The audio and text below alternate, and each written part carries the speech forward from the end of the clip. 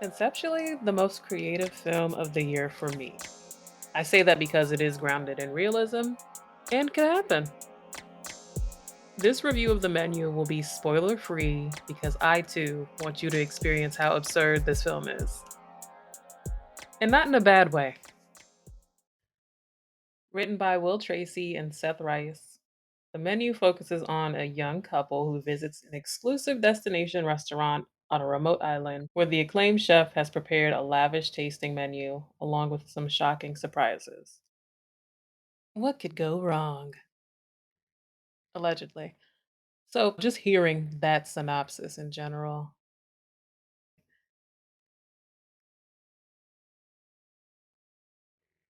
you know you're in for a wild ride, but in what capacity necessarily? Hawthorne is a self sufficiently run culinary experience that I would not take part of. Even though I love food, I can do without the upscale, deconstructed, and reconstructed type of plate. It ain't no way. The menu falls under the dark comedy thriller genre, all of my things in one. So, yes, I was looking forward to seeing it when I first saw the trailers. And it's filled with cynical and satirical comedy at that. So, that's a plus. At first glance, it was giving House on the Haunted Hill, Your Next, Clue vibes. So, I was interested. There's another big franchise that I would say, but I won't because conceptually it would give the plot away. Somewhat. Also, the trailer does well with keeping the movie interesting while watching. They didn't give it all away or show the best parts of the movie. The menu deals with themes of elitism, celebrity worship, issues in the workplace, entitlement, and I can say classism too. Oh wow, I just thought this also does remind me of Atlanta season 3, episode 10, Tarad, when they had that culinary experience of the fried hands. That's a perfect way to put that. Yes, I would definitely relate the experience that the patrons had in the menu to that episode specifically. I would highly recommend it to those of you who are fans of the same. It wasn't scary to me. This is by no means a slasher film.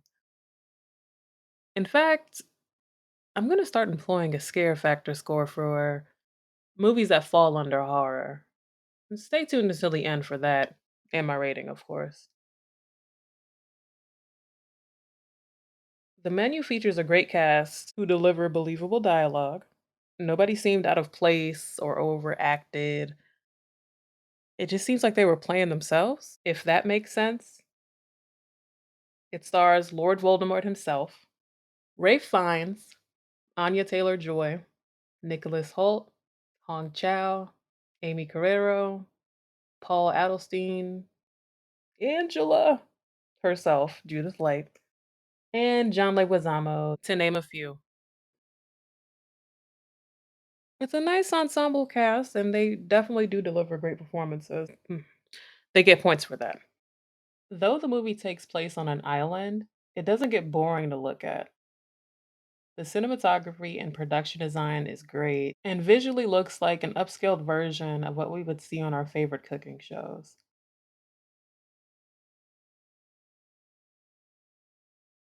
Even throughout, in areas that are centered on the dining experience, the comedic dialogue carries the film along. Some jokes hit harder than others, of course, per usual, but they did a decent job with the script. It's one of those films that is sure to intrigue you because of its realistic nature. I mean, would you pay $1,250 for an exclusive dining experience? Me? No. You know how many weeks worth of groceries that is? Seriously. A lot of self realization takes place after watching. We tend to expect perfection unnecessarily at times without enjoying the quality of that particular moment or experience. Kind of like a movie review. At least I'm fair though. I could easily deliver a Jay Sherman-esque dialogue with no perspective whatsoever, but that's not fun. Reason I do this is just to give you insight on if you should make an effort to go see it and through what fashion. Horror in general has suffered from the same old stories, from supernatural experiences and mythical storytelling. So when there's something different within the genre, that's when I gain interest. Now it's time for my rating. The menu gets a strong 3 out of 5 for me. Some parts of the story got lost, and some scenes aren't as strong as others, but it did hold my attention from start to finish.